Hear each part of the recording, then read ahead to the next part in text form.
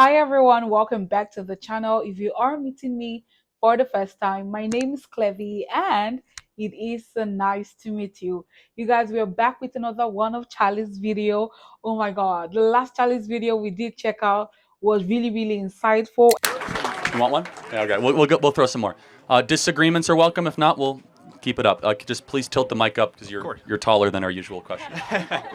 So what I want to know, of course, so Trump, when he was in office, had at a certain point he had control of both the Senate and the House, and yet there are many issues that are still going on.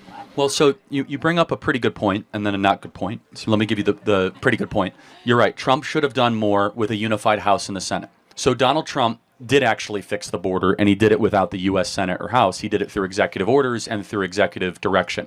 The border, when Donald Trump was president, had the lowest ever recorded border crossings into our country on the southern border.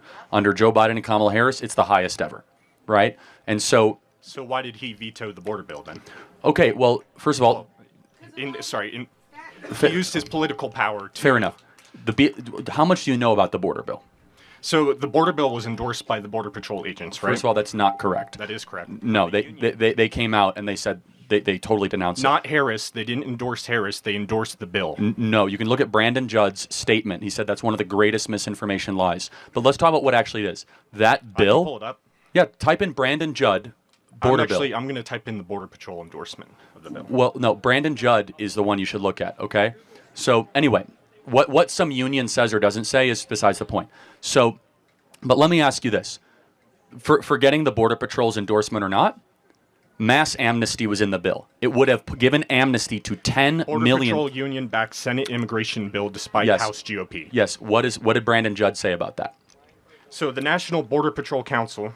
Right, but that's not the Border Patrol union. Those are two different things, right? They still have their endorsement. And again, you can't say they're Kamala's... hold on a second. They retracted it soon after. Just to be clear, though, it would have given amnesty to 10 million people in this country. Do you think that's a good idea? Potentially, if they're working in this country. You would give amnesty. The majority of illegal immigration, 75% of illegal immigration is overstaying visas. These are 10 million people that came. We're not even talking about the overstay visas. We're talking about people that came across the border. 10 million of them, uninvited. What would you do with them? Give them jobs? If there's room for them to work. Oh, this is a super important moral distinction, though. And that's fine. We have clarity, not agreement. You think the people in this audience should have to compete against foreigners for jobs. I think that you have a moral obligation to your own citizens to give them jobs before the people... So you say not? Okay. We don't have to worry that you're making a dilemma that doesn't exist. There are more jobs right now in this nation than there was under Trump. Hold on a second. First of all, not well-paying jobs, and they're not keeping up. Why do you think that wages aren't keeping up with inflation? Wages aren't keeping up with inflation because people in this audience have to compete against people that have come across the border. But let's just talk about the morals of it. Just the moral. So you would give amnesty for people that are and newcomers that just come in and cut in line. I want to talk about the practical here, Charlie. The border bill gave them amnesty. It is practical. So that's why Trump torpedoed it. Is if they can help our nation, then we should let them. Just let me ask you a moral question, because we can go back and forth. Do you think it should be Again, Charlie, I'm not here to talk your talk. I'm here to talk the practical, which is no, I am practical. And they can work. No, we're not talking about moral here. The only discussion is the moral. Do you think it should be illegal to come into the country? That's not what you led with the moral. That's not what I led with. We're not moving this conversation. No, we're going back to the border bill. Actually, no, I'm not strongmanning it. The border bill said it's straw man, not strongman. I got it. The border bill did what for an amnesty? It would have given amnesty to 10 million illegal aliens, yes? Okay, again, you said, why did Trump torpedo it? Because Trump cares about Americans more than foreigners. That's why. Okay? Why did the GOP endorse it? The GOP did not endorse it. Why was it a bipartisan bill? Hold on a second. Senator Lankford, who is a traitor to this country, endorsed it. Yeah? Multiple GOP senators. Okay, if you're trying to convince me that a bunch of rhinos got behind a bunch of border bill, we're going to talk past each other. Read the bill. I do not think D.C. or Washington, D.C. should pass a bill that says if you come into a country, you're given amnesty. And you disagree. I don't. By the way, if they're doing jobs, more the reason to kick them out, because those should be jobs given to Americans. But the job market is higher now than it has ever been. The stock market is higher now than it has Hold ever on. been. Let's hold on. Do you guys think the economy is better or worse? We're not. You are living on a cloud, man. Listen to the people of this country. They can't afford things. The job market is awful. The economy is terrible. Stop reading the New York Times and start talking to American voters. Yeah. And you understand how insane you sound? The economy is better. People are telling you they can't afford stuff. Yeah, inflation is high now because Trump spent more than any president on the debt in 4-year period. So wait, it's Trump's fault that inflation is high 4 years later. As you would come to realize, I'd hope in your role that economies are reactionary forces. It takes time for things to be implemented. Got it. So nothing is Biden's fault. Everything is Trump's fault. We'll see Biden's impact largely in the next 3 or 4 years. It really is remarkable, the power of propaganda. It's fine. Do you think that Kamala Harris and Biden are successful? It depends on what metric. But economy-wise... No, I actually do agree. They are a huge success in destroying the country. I totally agree. So if you look at economists, right, some of the nations, actually many of the nation's leading economists have endorsed Kamala Harris for presidency because they say that Trump will ruin the economy. Then why didn't he ruin it the first time? He did. Trump ruined the economy? Again, it's reactionary forces. What Trump did is he handled... So let me just ask one final thing. What is Kamala Harris's greatest accomplishment? Kamala Harris's greatest accomplishment? I think it depends on who you ask, but I would say... You. Yeah, I would say it was cutting child poverty in half. She did that? The Biden administration, her and Biden did that, yes. And that was... How did she do that? So the child tax credit, basically from COVID... Oh, you mean the one from the Trump tax cut? It's not from the Trump tax cut. Yeah, it is actually. No. Yeah, it's actually from the tax cut from December of 2017. The one that Kamala Harris is running against is the one that you're touting right now. No, it's not the case at all, let me just, you can lie, but... No, I mean, you're just totally wrong. I encourage everyone to look up the child tax credit right now on your phones. Yeah, the child tax credit was part of the Trump tax cut. And look on what bill it was passed. Look what year it was passed. It was during the... Yeah, it was 2017, literally. Donald Trump expanded the child tax cut credit in 2017. Final question.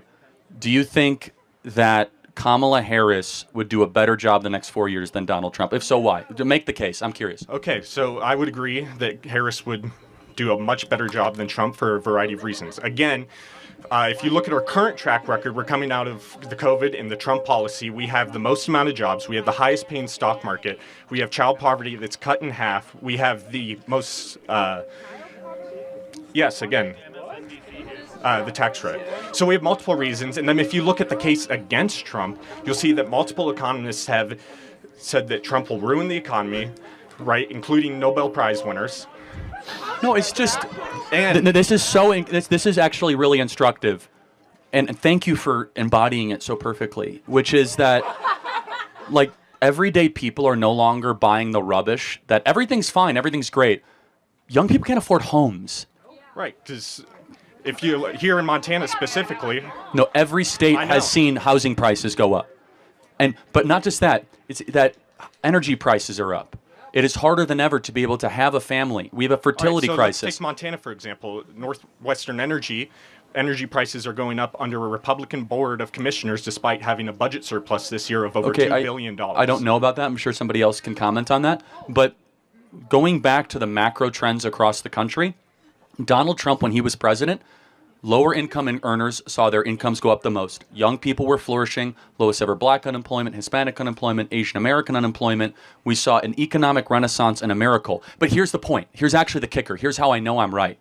Is that when American people are asked outside of the economists, 70% of people think the Trump economy is better than actually what's happening now. So you're living on an island. If you look at so are people wrong? No. Hold on.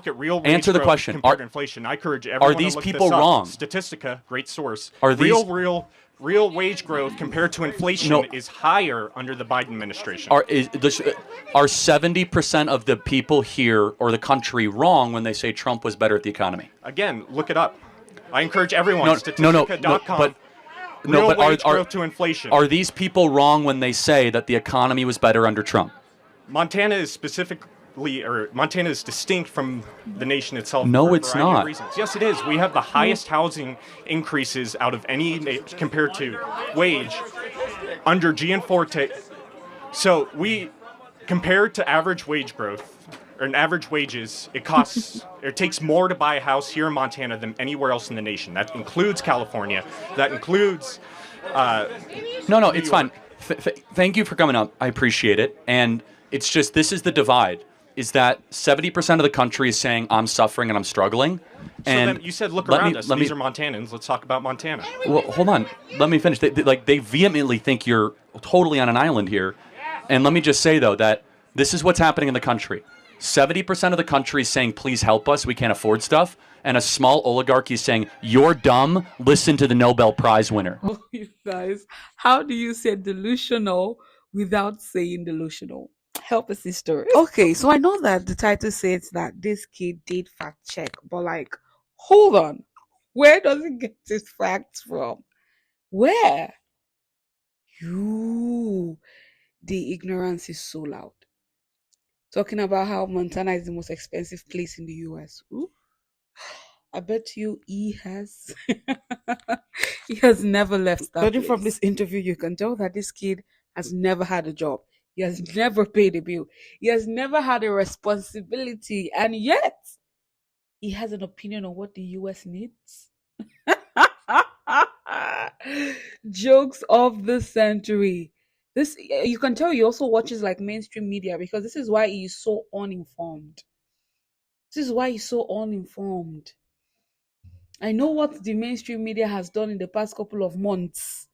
And we keep on saying this. I honestly just feel so sorry for him. Like, he has clearly been brainwashed. How did Trump cause inflation? How?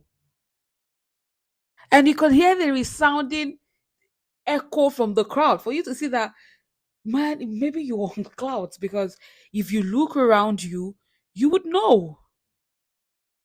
If you look around you, you would know. Like, I don't even know why any lib would try to debate Charlie Kirk. Like, he wins every debate. So there is no need. I wouldn't even want to, like I said in the other videos, I wouldn't even want to go to any debate with Charlie, and Charlie's on the other side. No, I wouldn't, because you. In one breath, he said Trump ruined the economy, and it took until now to see it. In the next, he says the economy is currently the best it's ever been. Can you choose a struggle? Can you choose a struggle? But anyways, you guys, I really did enjoy this video. I love watching, Charlie Kirk's video, and most importantly, the ones where he's on campuses, on colleges. Like you, we always have a swell time. You guys, like the video starts from the comment section, so feel free to leave your comment, your opinions, your debates. I mean, leave all those juicy things right there because you would find me there. I'll see you in the next video. Do have an amazing day.